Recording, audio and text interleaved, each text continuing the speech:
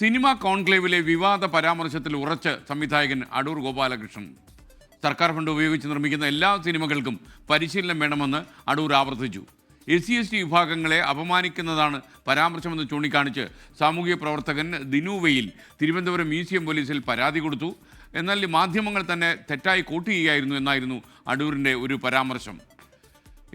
എന്തായാലും പരാമർശത്തിൽ അടൂരിനെ പിന്തുണച്ചും എതിർത്തുമൊക്കെ ചലച്ചിത്ര പ്രവർത്തകർ ഇന്ന് രംഗത്തു വന്നു.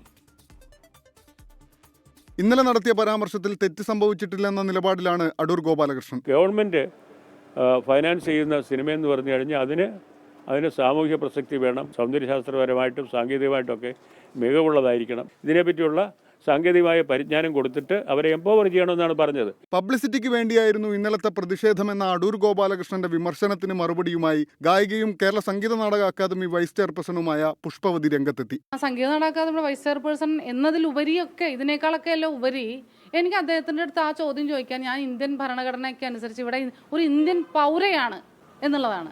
അടൂർ ഗോപാലകൃഷ്ണനെതിരെ കേസെടുക്കണമെന്നാവശ്യപ്പെട്ട് സാമൂഹ്യ പ്രവർത്തകൻ ദിനുവയിൽ തിരുവനന്തപുരം മ്യൂസിയം പോലീസ് സ്റ്റേഷനിൽ പരാതി നൽകി. SC/ST ഉള്ള ഒരു വിഭാഗത്തിന് പണം കൊടുക്കുമ്പോൾ അതുവഴി അഴിമതി ഉണ്ടാക്കാൻ ഒരു വഴിയാണ് സർക്കാർ ഉണ്ടാക്കുന്നത് എന്ന് അടൂർ ഗോപാലകൃഷ്ണൻ പറഞ്ഞു. അതിനുള്ള തെളിവ് അടൂർ ഗോപാലകൃഷ്ണൻ കൊണ്ടുവരേണ്ടതായിട്ടുണ്ട്. ദിനുവയിൽ നൽകിയ പരാതിയിൽ SC/ST കമ്മീഷൻ തിരുവനന്തപുരം ജില്ലാ പോലീസ് മേധാവിയോട് റിപ്പോർട്ട് തേടി.